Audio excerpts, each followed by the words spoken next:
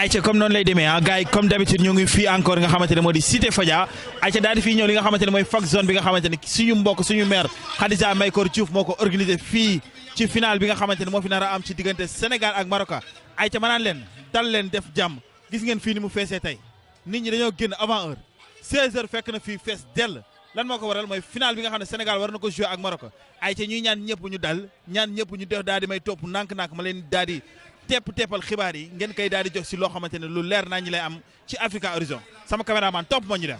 ayca nijaay ziar naa la. ah delloo ziar. bàyyi nga am jàmm. waay tawfeex alhamdulilah. ayca ñu gis la ci fac zone bi nga xamante ne moom nga ñëw si ci final bi ma ne la nan ngay waaje match bi tey. match yi waa saa ñu ngi koy waaje xel bu dal quoi oui ñu ngi waaje xel bu dal quoi saa yi am na si yaakaar quoi pour génne indi coupe bi quoi incha allah. mais nan nga gis ci classement bi nga xam ne moom lañ changé indi Lamine Camara li ci gën a neex mooy que ni axe central bi nga xamante ne tey jii Mamadou Sarr moo ko remplacé ki nga xam ne mooy Koulibaly loo ci xalaat. mais baax na quoi baax na trop mais saa xel dal na quoi wax dëgg yàlla xel dal na quoi saa yi waaw ñoo ko ñaan rek incha allah. score exact boo ko doon joxe looy wax. match bi 2-1 la incha allah. 2-1 pour Sénégal incha allah. boo ko teg. non saa dinaa fa wóor ak wóor sama gaynde yi quoi. billahi wala taala. kuy njëkk a dugal. Sénégal moo ñu ko dugal. waaw match yëpp 3 bi lay dugal quoi yëpp premier temps lay duggee. yëpp premier temps lay duggee waaw incha allah. ayca kontaan ci yow jaajëf noonu lay demee.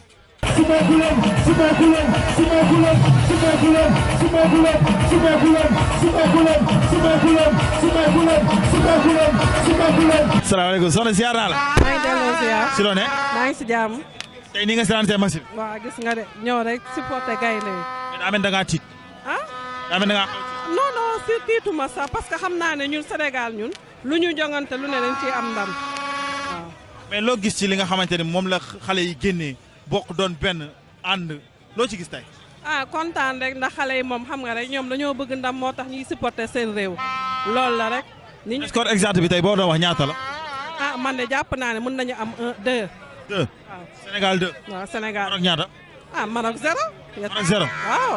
Sénégal lay njëkk a dugal. Sénégal mooy njëkk a dugal. Sénégal mooy njëkk a dugal. mooy njëkk a dugal. kan mooy dugal. Sadio Mané dina dugal. Sadio Mané mooy dugal. Iliman Ndiaye dina dugal. Iliman Sadio Iliman. waaw dinañ dugal. maa ngi lay xaar ci faar bi. bu neexee yàlla. ay ca kenn du yàq. loxo yi ci kaw loxo yi ci kaw loxo yi ci kaw loxo yi ci kaw ku bëgg Sénégal. Balla tey da nga noo def. waaye kontaan rek ak mbégte rek doom day. mais Balla looy waaje match bi. match bi xanaa di koy waaye mooy nii ambiance takk koñ bi dafa sama koñ sama fier defal ko daf ay takk ay drapeau peinture ko xam nga ñu ngi nii. mais loo gis ci classement bi ñu teg. classement bi nice Sénégal comme te day joué ñëpp a baax macha allah équipe bi ñëpp a baax ko teg si tay day joué. li gën a garaaw mooy tey changement axe central bi booy bi nga xamante ne tey moo nekk premier match am boo xamante ne daf koy titulaire mu nar a nekk final Tito. non parce que booy bi au niveau la fi mu joué niveau la te kay bu ñu duggee demi bi nga ko def macha allah tey na mën na football amul luy tiit leen la xaw a ragal mooy occasion nga gaaw dugal mu jeex occasion nga dugal la match mu jeex ñoo leen mën fuuf bokkuñu sax. yow en tant que ancien joueur yow mi nga xamante ne da ngay football ñëpp kontaan ci yow tey militaire bi booy conseil Lamine Camara loo koy conseil. Lamine Camara lu ma koy mu jeu devant rek jeu devant te mu bàyyi def ay effort inutile def jeu devant bu ko ballon bi te mën na football te ba pare mi jege camp yi ndax mën na dóor dañuy gagné booy ndam rek incha allah. ay ca kontaan ci yow Balla gars yi léegi.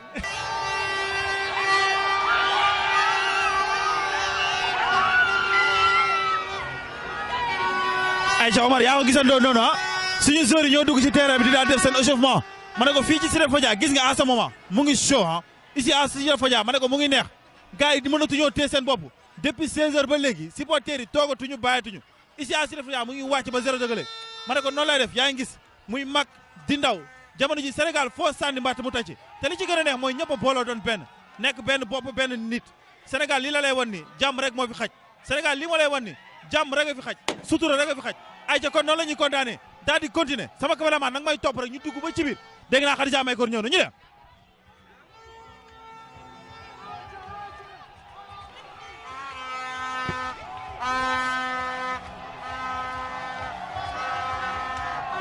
ma ne ma da ngay maye wala Sénégal lay seede. mais laay keroog yaa joxe woon score exact bi de. waaw tey moom ah. dañuy ñaan yàlla dugg si bisimilah mahim gën a alhamdulilah mais 2-1 yu leen naan man laa gis man. tey 2-1. 2-1 laa gis. keroog 1 bi nga ma jox tey nga jox ma 2-1. tey 2-1. mais yéen 2 bi nu ngeen ko waxtaanee nii. 2-1 wala 2-0. 2 wala 2-0. waaw 2-1 wala 2-0. Sénégalais am nañ confiance tey. am nañ confiance. mais xoolal Fadia ni mu mel. Maroc ñoo ko mën macha allah. ah. instant fii neexul sax xam nga mu ngi neex Medina fa laa jógee sànq Medina mu woon neex. mais lay naa menace kenn du yow. waaw bilaay wallaay. ni ngay supporté. waaw gis nga ko de. waaye ñaa ngi ca kaw. bilaay yaa baax. kenn du yow kontaan. oh laay. léegi laay gerte la. ma ne ma laay gerte la. kenn du yow nii rek ànd ak Sénégal. ay jalaay ñu dem. Sala naka mu. maa ngi ci jàmm. yaa ngi cool. waaw ça va. nii nga sélancé match bi. gis nga de. parce que yéen a jàppale dëkk bi. dëkk gis nga rek. da ngaa tiit. maa tiit. da tiit. match bi moo ma tiital. gaynde du tiit. dëgg la moom gaynde du tiit. émotion bi la rek moo ma jàpp ne tiitu ma. score loo may jox. dañ koy jëli 2 laa gis. 2. 2 yu leer naa ñu incha allah. 2-0 wala 2-1. 2-0. 2-0. bii pour kan. Sadio Mané ak Koulibaly donte jéewul mais kooku dama ko bëgg.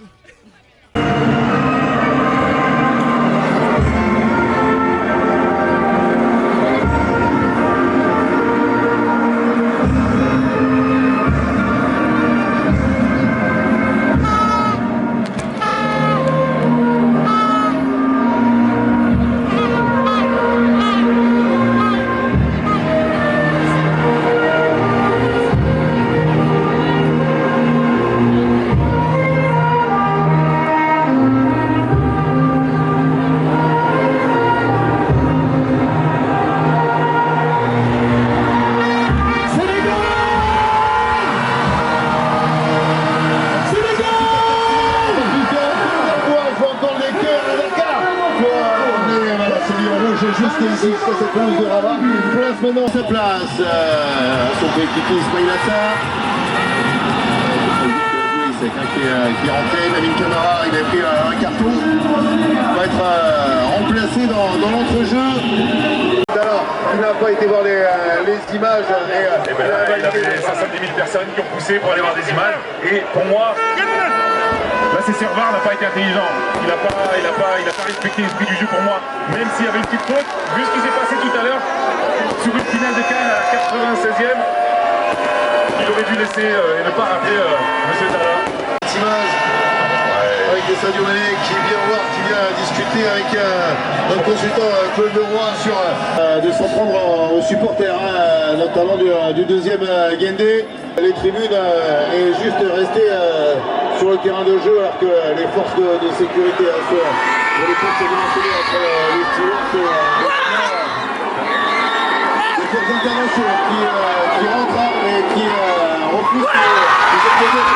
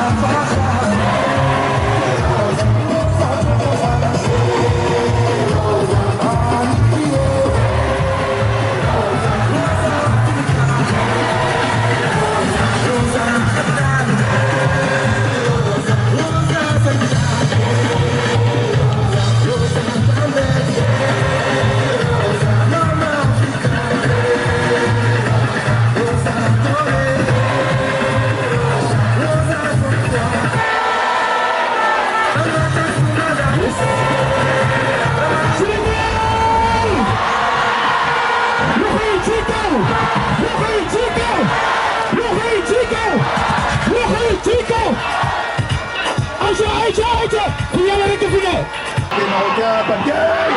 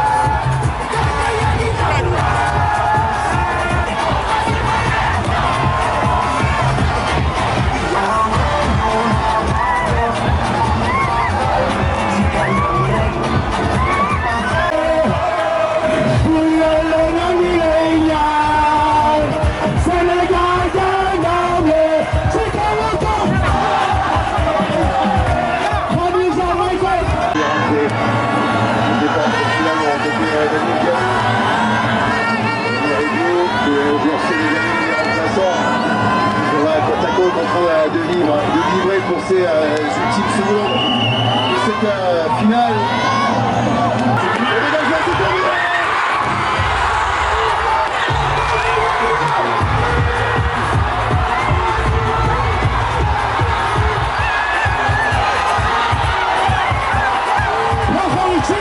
Du Sénégal pour la deuxième fois.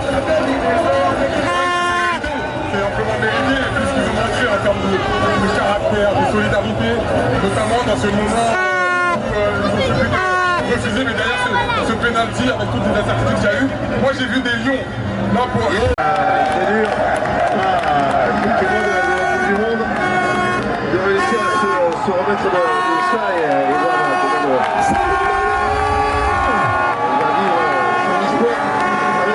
ce garçon. Sadio Mané se présente à son tour sur le podium. Quel cadre. Franchement, je suis presque sans voix. Personne n'imaginait. On imaginait titulaire, décisif, bon. Parce que pour moi,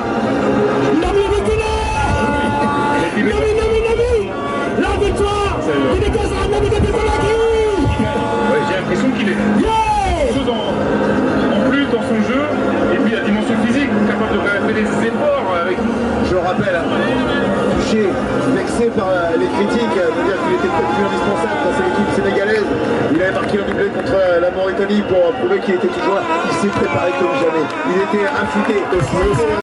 Voilà les joueurs marocains qui se présentent pour aller chercher cette médaille qui doit peser 3 kilos. Elle doit être tellement lourde à porter cette médaille d'argent. Ouais, on a beaucoup parlé du Sénégal et de leur exploit. Les Marocains ont réalisé une bonne canne. C'est une équipe hyper solide. Je veux dire, ils ne vont pas tout remettre en cause parce qu'ils sont que vice-champions d'Afrique. Ils sont vice en plateau. Petit bonnet.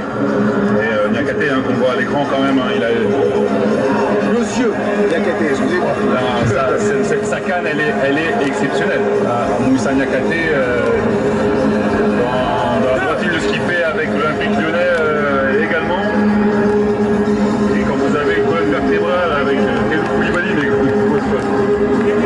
combat de charnière, c'est Niakhaté quand même, vous pouvez aller très très loin. Kalidou qui me disait, mais je sais qu'ils vont faire, je sais que j'ai confiance en eux, Moussa Niakhaté, le petit Mamadou Sarr.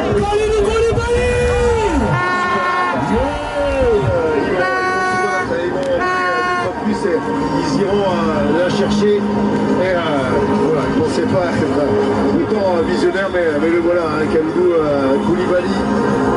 Écoutez les mots du frère du roi Mohamed VI. J'ai envie de continuer pour le féliciter, le président de la fédération sénégalaise de football dans quelques instants à Bouéfal pour sa première compétition, son premier grand rendez-vous. On peut donner la Sillon du Haut-Faille, le président sénégalais et la ministre des Sports pour féliciter le capitaine, le Roc, Kalidou Koulibaly.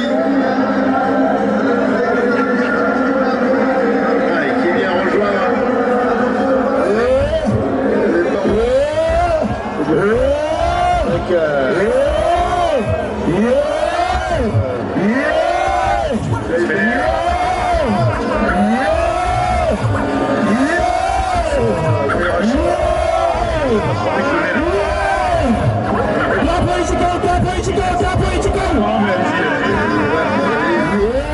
regardez là, c'est sûr que si il aurait peut-être eu. Donc là, voilà. Il voulait voir, il a donné à Kalidou Koulibaly. Et c'est le Kalidou qui a sauvé le trophée. Pour ça,